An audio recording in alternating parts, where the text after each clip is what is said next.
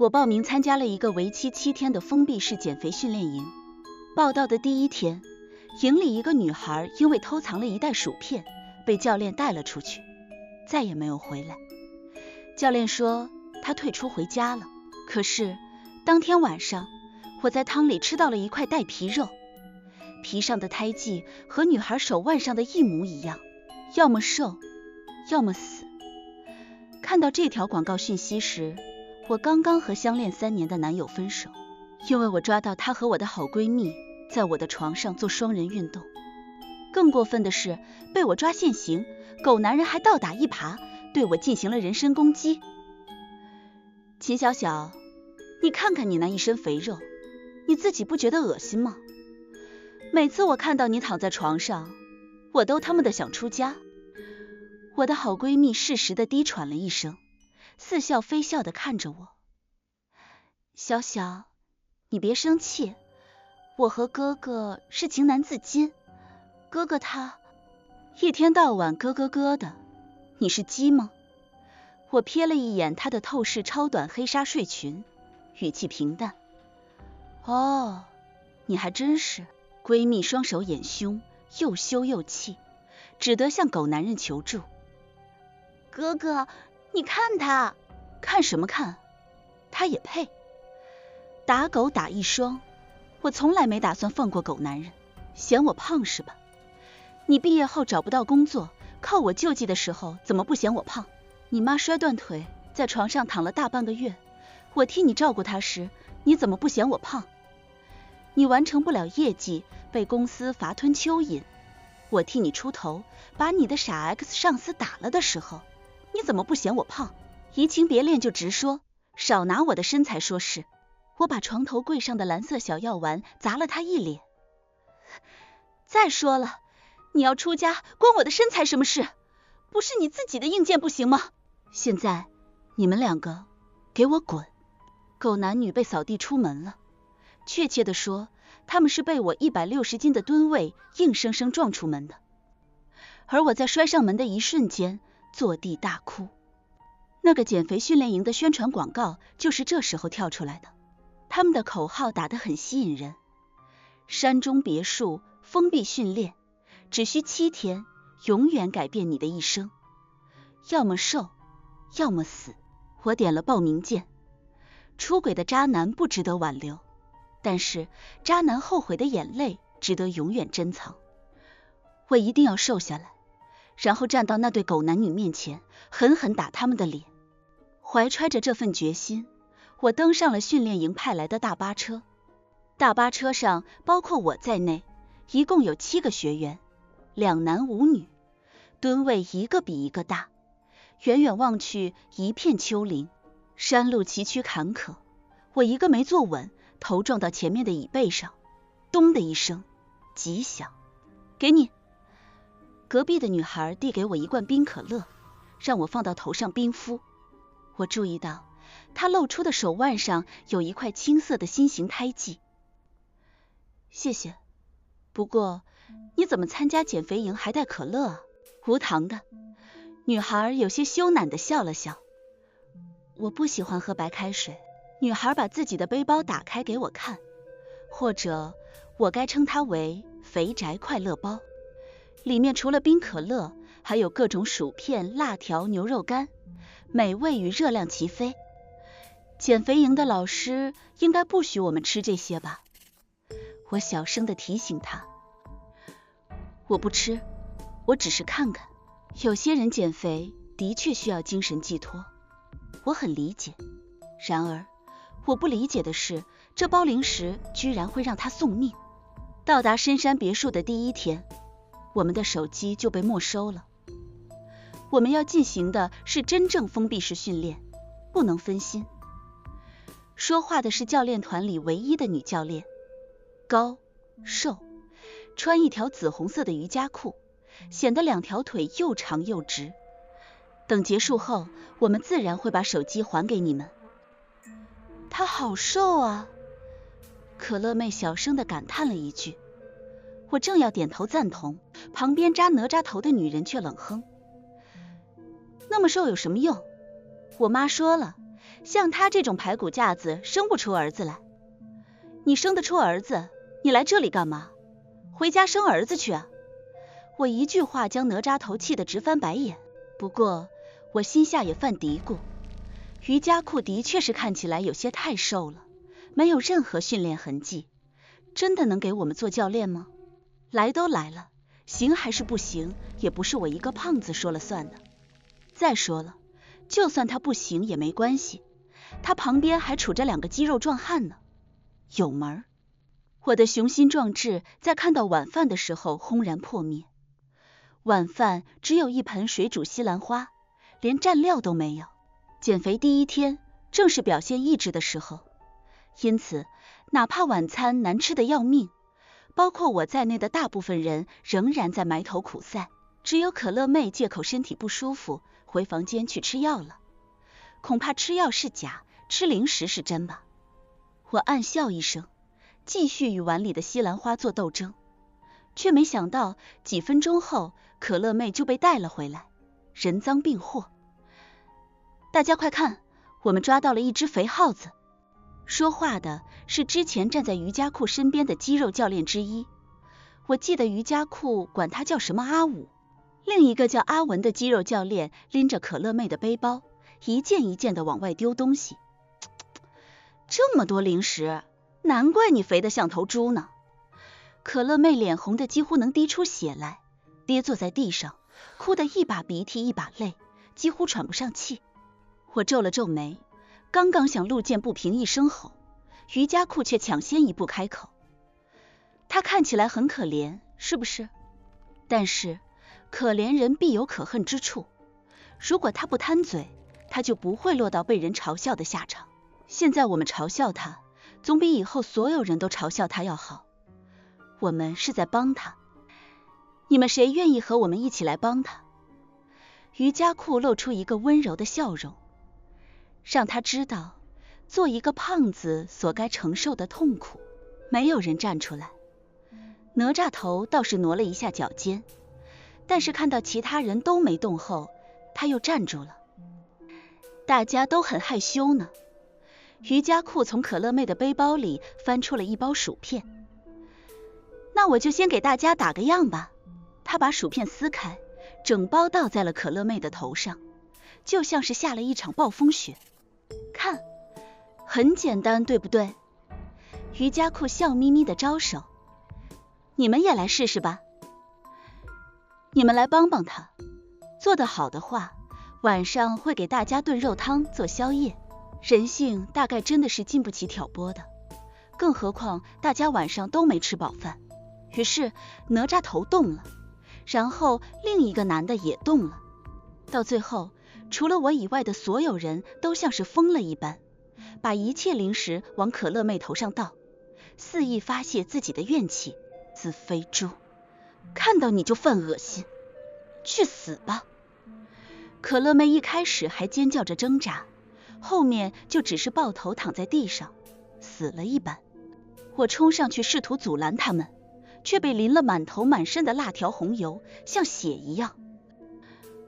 我要退营。闹剧结束后，可乐妹呆呆地念叨：我要回家。你这样也的确不适合留在我们这里。瑜伽裤抬了抬下巴：阿武，你送他出去吧，我也要走。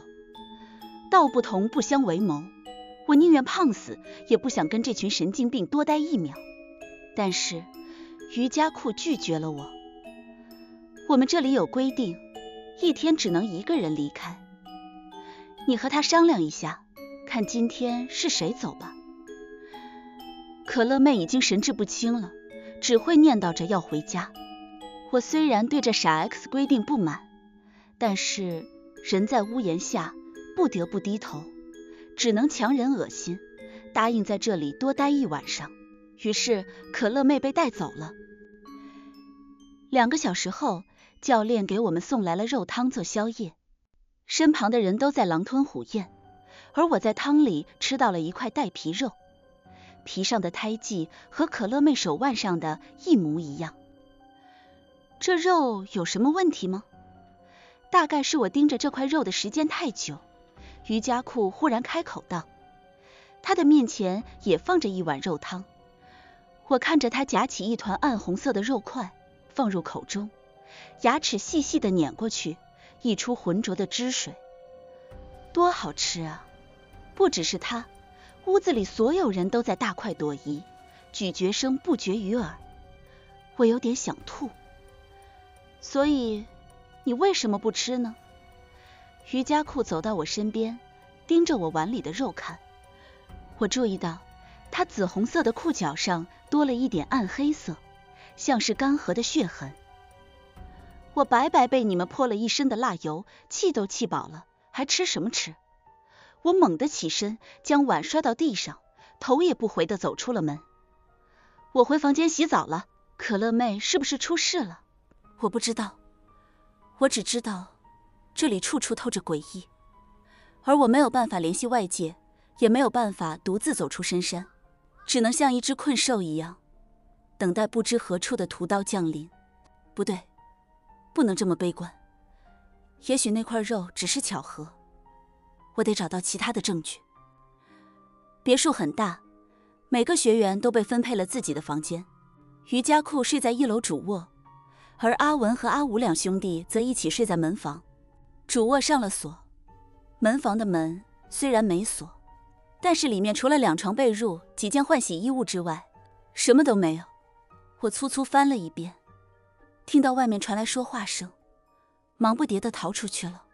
没跑几步，我就看到一座肉山靠在墙根处，正在哇哇地吐。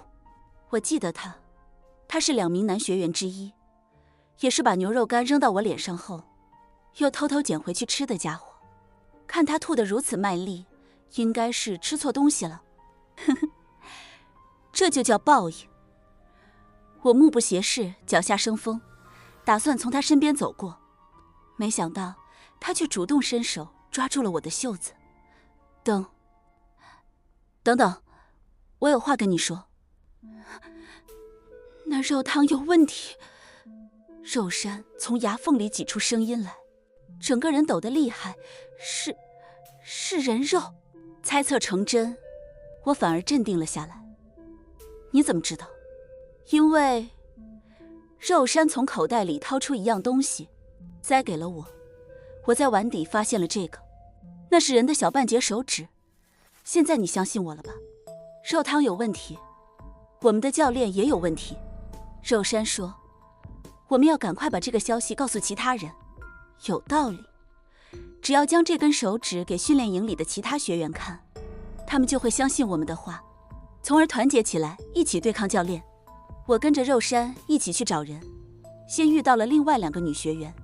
我记得她们从上车就坐在一起，走哪儿都牵着手，是一对好闺蜜。我给你们看样东西。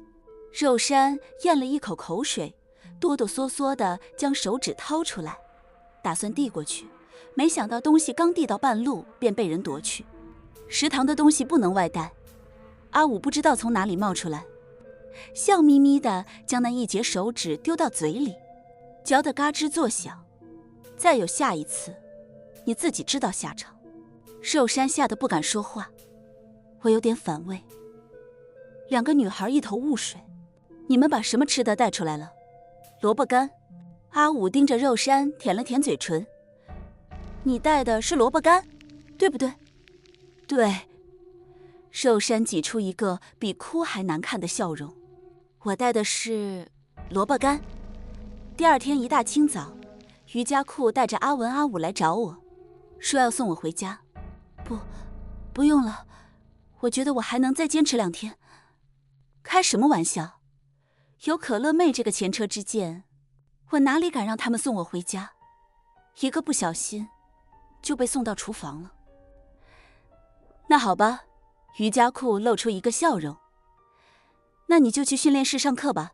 今天的课程是自由搏击课，据说是全身性的运动，对于减肥塑形很有效果。阿武教了我们几个动作，然后就打算点名叫人上去和他对练。让我看看叫谁好呢？阿武的目光在肉山身周打转，看得肉山瑟瑟发抖，才满意的开口，那就你。让我来。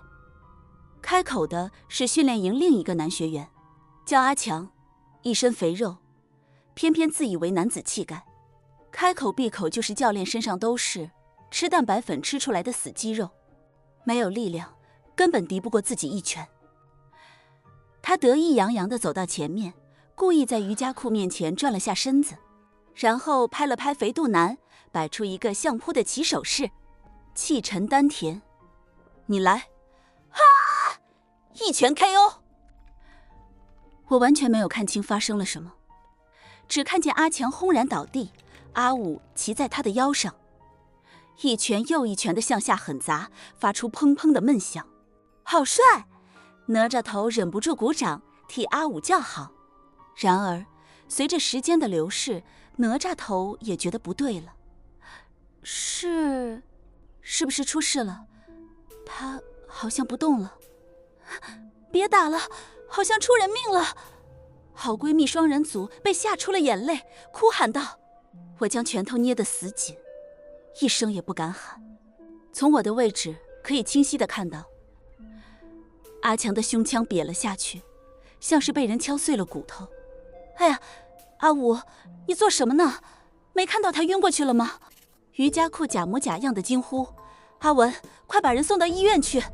阿文应了一声，和阿武一起将人抬了出去。2个小时后，两人回来，说阿强已经在山下住院，情况良好。吓死我了！哪吒头轻抚胸口，我还以为出人命了呢。怎么会呢？我们的教练都是专业的，下手肯定有分寸的。没过多久，瑜伽裤走过来，笑眯眯地宣布今天的菜单。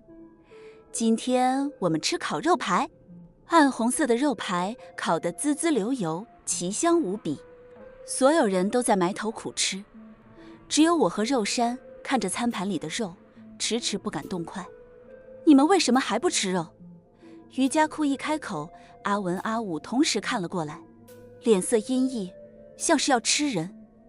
不对，他们已经吃人了。我这几天肠胃不好，吃不了油腻的。我硬着头皮开口，可以让我吃点青菜吗？青菜总不会有问题的。肉山哆哆嗦嗦的当复读机。我也一样。我们2个拿到了一大盆西兰花。怎么办？肉山一边吃西兰花，一边小声问我，再这样下去我们都会死的。先找手机。第一次近距离目睹杀人现场，我也心慌得厉害，找到之后马上报警。当天半夜，肉山假装梦游，在走廊上大吵大闹，引得瑜伽裤等人过来查看，而我则趁大家看热闹的时候，偷偷溜下楼，直奔瑜伽裤住的主卧。我在衣柜里找到了被没收的手机，拿出去，躲到后花园的灌木丛里，哆哆嗦嗦地拨出了报警电话。身后传来了令人毛骨悚然的回答声：你所拨打的电话不在服务区，请死后再拨。不知何时，阿文站在了我的身后，手上拿着一把带着斑斑血迹的砍骨刀。所以呢，你最后是怎么逃过一劫的？第2天，肉山听我说完昨夜的惊魂遭遇，吓得不轻，连声追问。因为瑜伽裤想吃鱼，在砍骨刀落下来的瞬间，我真的以为自己死定了。然而刀弦停在我耳旁1寸的位置。阿文歪着头，忽然露出一个神经质的笑容，说他想吃鱼。我还没反应过来这句话是什么意思，他就转过身，哼着歌走了。吃人肉会得病。肉山很认真地在做阅读理解。会不会瑜伽裤出现了什么症状，所以他们决定放弃吃人肉了？我摇了摇头，我总觉得事情没这么简单，而且这不是重点。重点是手机不知为何变成了板砖，打不了电话，搞得我们没有办法求援，只能继续和这群食人魔待在同一屋檐下。会不会是这个别墅里装有信号屏蔽器？山里的手机信号本来就不稳定，再装几个信号屏蔽器，足以将我们困在通讯靠吼的年代。肉山听得眼睛一亮，如果真的是信号屏蔽器的话，也许我能有办法。我之前的工作跟这个有点关系。肉山话还没说完，瑜伽裤他们又来了，说是要开始新一天的训练课程——游泳。我们被带到了后山的湖边，瑜伽裤向我们介绍说这里原本是养鱼的鱼塘，后来被他们买下，改成了健身用的水池。快下水吧！瑜伽裤换上了泳衣，催促我们。我注意到他的大腿根部有很多淡白色的纹路，很像是长胖后暴瘦留下的肥胖纹。大家排着队，一个一个地下了水。轮到我时，瑜伽裤忽然问了一句：“你之前会游泳吗？”我心里一紧，下意识撒谎，只会一点点。那你不要怕，瑜伽裤笑得意味深长，我会一直跟着你的。我一下子更怕了。下水后，瑜伽裤带我去了另一处水域，和其他人隔了老远。我心下发慌，勉强挤出一个笑容。教练，我去和他们一起训练吧，那边水太深了，不适合你这种新手。瑜伽裤死死地盯着我，你就在这里游吧，这边的确是浅水区。头埋进水里的时候，可以清晰地看到水底摇晃的水草。我的心渐渐放松下来，甚至怀疑自己有点杯弓蛇影。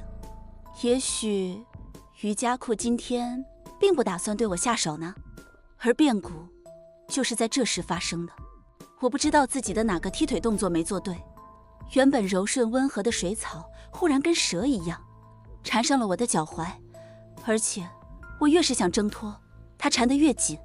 几番尝试下来，我渐渐没了力气，身体逐渐往水下沉，只能拼命呼救：“救我！救救我！”从头到尾，瑜伽裤都在一旁笑而不语，直到最后，水没过了我的头顶，他才转过身向另一边游去。那边好像有人在叫我，我过去看看。他走了，他果然走了。早在看到湖底的水草时，我就猜到了他的计划。自小在农村长大，我知道野湖游泳最怕被水草缠脚。人在水里使不上劲儿，一旦缠住，扯又扯不断，很容易被拖下去淹死。所以在被水草缠住后，我假装挣扎呼救，就是为了让瑜伽裤觉得我是个毫无经验的新手，放松对我的监视，不要给我补刀。目送他离开后，水下的我立刻镇定下来，憋着一口气扎下去找草根，然后慢慢拔泥土，再拔根，终于在肺里的空气被耗尽之前重获自由。不过我并没有急吼吼地游回岸边，而是磨蹭了一阵子，等大家都开始上岸后，才慢腾腾地爬上去。小小，你没事？肉山一看到我，立刻惊喜地蹦了一下，肚子上的肉肉抖了3抖。刚刚教练说你有点溺水，说要送你去医院呢。什么送医院？恐怕是送厨房吧。我心底冷笑一声，脸上做出虚弱的样子。我只是有点抽筋，休息一下就行，不用去医院。瑜伽裤神色难看，走到一旁去跟阿文阿武说话了。我悄悄往那边挪了几步，隐约听到了鱼脱钩几个字眼。原来阿文昨晚说的是这个意思。今天上游泳课的我们就是鱼，而瑜伽裤则是钓鱼的人。我唇角上翘，跟肉山说话。看来今天是没有鱼吃了。肉山跟着点头。他们3个都没有下山买，肯定没有鱼。然而当天晚上，我们还是分到了鱼汤。我看到碗里的肉的瞬间，立刻站了起来，开始清点人数。最后发现不见的人是哪吒头。下午的时候，他被阿文教练喊出去家训了。闺蜜组中的一人告诉我，之后教练说他家里有事，退出回家了。我心底发寒，一抬头正好和瑜伽裤对上了视线。他冲我咧开嘴，露出一条猩红的舌头，舌尖上还有一团来不及吞下的鱼肉。不知不觉，这个训练营只剩下我、肉山和闺蜜组4个学员了。按照他们一天送1个人回家的规律，我最多还能活4天。我找到别墅里的信号屏蔽器了，第二天清早，肉山顶着黑眼圈来找我，就在食堂的壁灯里，我已经把它关掉了。太好了，我立刻拿出藏在身边的手机，准备打电话报警，结果一下子傻眼了，为什么手机还是没有信号？肉山也呆住了，我真的关了呀。还没等我们两个讨论出所以然来，瑜伽裤那边又来喊人上课了。这一次的课程比较奇怪，让我们两两一组，进入一个黑屋子里。闺蜜组自然是一队，我便和肉山组了队。瑜伽裤看了我们一眼，一抬下巴，让闺蜜组先进了屋子。不知不觉，我们训练营的进度已经过半了，该让我们检查一下大家的减肥成果了。瑜伽裤。所以今天的训练项目很简单，要么瘦，要么死。伴随着一声尖叫，黑布落下，我这才发现，我们面前的这面墙竟然是用玻璃做的，可以清晰地看到房间里的景象。房间分为两部分，下部分是一个水池，里面爬了10几条鳄鱼，上面2个女孩身上穿着蹦极用的安全绳，腰间绑着一把匕首，被吊在巨大的天平两端，离脚下的鳄鱼仅有2米之遥。在看清脚下的场景后，2个女孩都吓得大哭。然而，没等她们哭几声，体重更大的那个女孩便缓缓下坠，离鳄鱼更近了一些。不少鳄鱼注意到了她的动静，纷纷聚集过来，张开嘴边等待接受大自然的恩赐。别过来！女孩吓得拔出匕首胡乱挥舞，然而那个匕首连拍算都费劲，更别说捅伤鳄鱼了。要么瘦，要么死。屋外瑜伽裤长长的叹息了一声。这么简单的道理，怎么就是不明白呢？事实证明，在生死关头，人可以想明白很多事。长得更胖的那个女孩在挥舞了一阵子匕首后，忽然调转刀口，对着自己的胳膊连砍3刀，粉红色的肉块混着血，掉到水里，引起鳄鱼们的一阵哄抢。小帆，你疯了！天平另一端的女孩不敢置信地看着自己的好友。我只是想活下去。我还没反应过来她这句话是什么意思，就见天平的倾斜方向变了，小帆的位置逐渐上升，他的好友则和鳄鱼群一点点地拉近了距离。瑜伽裤满意的点头，这个女人反应很快吗？我早说了，要么瘦，要么死。想在这里活下去，就要比对方体重更轻才行。她说中了房间里原本亲密无间的闺蜜，为了争夺活命的机会，生生地用匕首将自己凌迟，到最后血染了满池，到处都是碎肉。他们才打开门，将2人带了出来，准确地说，是将1个人和1具尸体带了出来。小帆因为下手太狠，切到了大动脉，早已身亡。我活下来了。女孩浑身是血，浑身都在发抖。我活下来了。我刚刚对比了一下，发现你比另一位学员重，所以阿文重新将女孩扔到了鳄鱼池中。你没有？女孩的尖叫声被淹没在哗啦的水声中。阿武反手提起小帆的尸体，笑着跟瑜伽裤说话：你昨晚不是说想吃烤鸭吗？这只鸭子骗得多好啊。恶魔！我再也忍不住，将瑜伽裤扑倒在地，手脚并用，连打带咬。你们这群恶魔，你们不得好死！遗憾的是，我没打几下就被阿文一脚掀翻，然后被阿武抓着头发暴打了一顿。就在我以为自己要被活活打死的时候，瑜伽裤开口了：阿武，停手，今天的食材已经够了。然后他走过来，将脚尖踩在了我的手指上，一根根碾过，问我：你早就发现了我们的秘密，我却一直留你到现在，你知道为什么吗？胡说，他之前在湖里就想杀我，只是我聪明躲过了一劫而已，因为我要欣赏你彻底绝望的样子。就像现在这样，透过肿成一条缝的眼睛，我看到原本站在阿文阿武背后的肉山不见了，于是忍不住轻笑了一声，说出了一直以来的心里话：傻叉。等到吃饭的时候，瑜伽裤他们终于发现肉山不见了，大概是趁我们打那个肥猪的时候偷偷跑了。阿文眉头一皱，煞气陡显，要不要我马上开车去追？不急。瑜伽裤正在品尝阿武给他做的烤鸭，语气温和。天都黑了，他没有车，走不了多远的，明天再去抓他也来得及。再说了，他看向被锁在角落鼻青脸肿的我，语气嘲讽：明天我们不是要拿这个肥猪做一顿大餐吗？正好抓他回来一起吃。我闭着眼睛装耳聋，心里默默祈祷肉山能拿着我的手机逃远一点，最好是逃到有信号的地方打电话报警，哪怕警察叔叔是来给我收尸的都行。我不想成为这3个恶魔的盘中餐。我等了等，盼了盼，等来的却不是正义的警察叔叔，而是恶魔3人组。更过分的是，阿文阿武一进门就把我身上的衣服脱了个精光。你们要干什么？我双臂环胸，惊恐大叫。瑜伽裤坐在我对面，笑眯眯地给我报菜谱。你吃过叫花鸡吗？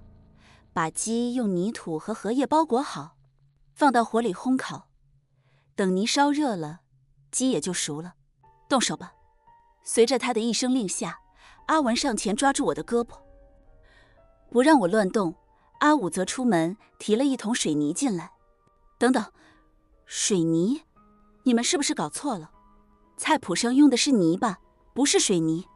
菜谱上还说要用鸡呢，我们还不是选了你这头肥猪。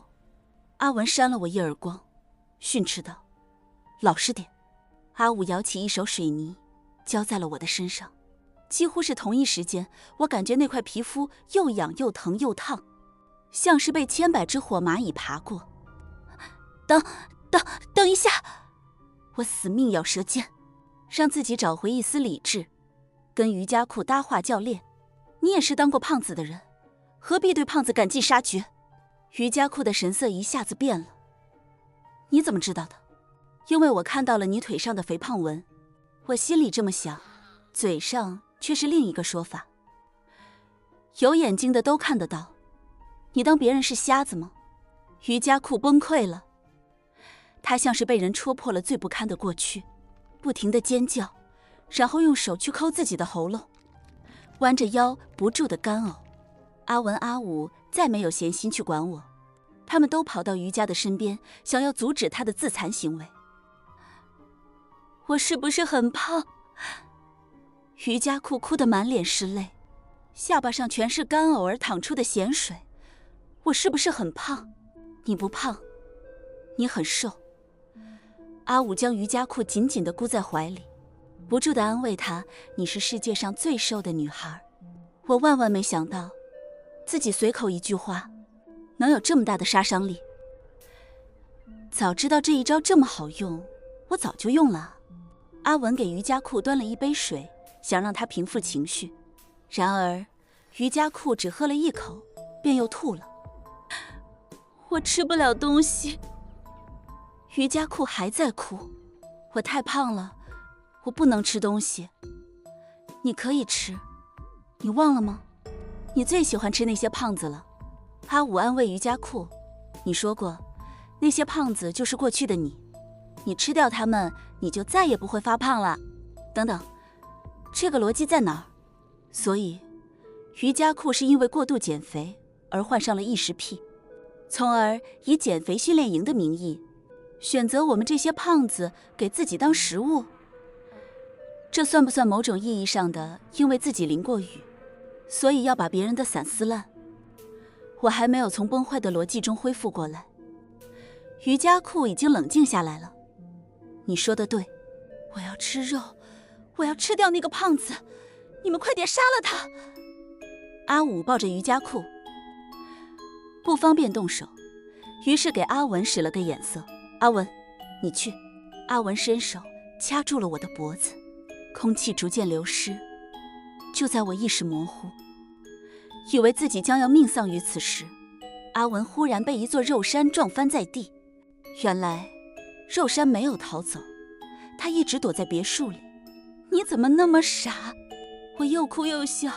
这下好了，我们都活不了了。阿文是练家子，刚刚能被肉山偷袭成功，已经是老马尸体，绝不可能再给他反打的机会。果不其然，肉山马上就被摁倒在地，挨了一顿乱揍。我想冲上去救援，又被阿武踹倒，最后只能躺倒在地，和肉山做一对肉饼。我改造了那个屏蔽器。在挨打的间隙，肉山口齿不清地向我汇报他昨夜的工作内容，改成了信号放大器。我报警了。在昏过去的前一秒，我听到耳边传来了警笛声，震耳欲聋，响彻云霄。3个月后，瑜伽裤和阿文阿武的案子在社会上引起了极大的轰动，依法被判了死刑，立即执行。而我大约是受的惊吓太大，瘦了很多。虽然离苗条2个字还有10万8千里，但是已经称得上匀称，我很满意。这一天下班回家，我在小区门口碰到了前男友，他想问我借钱给他的女朋友，我的前闺蜜打胎。对此我的回答是：傻叉滚。秦小小，你铁石心肠，不可理喻。狗男人气得1蹦3尺高，活该你没男人要。谁说他没男人要？没等我反击，一个相貌俊朗的男人便站到了我的身边。我是小小的男朋友，你要是再来纠缠他，别怪我对你不客气。狗男人踮脚比了一下身高，夹着尾巴灰溜溜地走了，只留下我跟帅哥面面相觑。那什么，感谢英雄仗义直言。最终我主动打破了沉默。所以你是谁？刚刚还支棱得不行的帅哥一下子就害羞了起来，盯着脚尖，声音极小。我是张峰。谁？他一下子急了。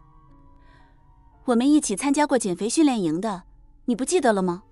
我仔细端详了一下他的脸，终于从其中认出了一点熟悉的影子。肉山。减肥如整容，古人诚不我欺。那什么，我已经不是肉山了。张峰看了看我的脸色，马上改口：好的，我就是肉山。小小，我能请你喝杯咖啡吗？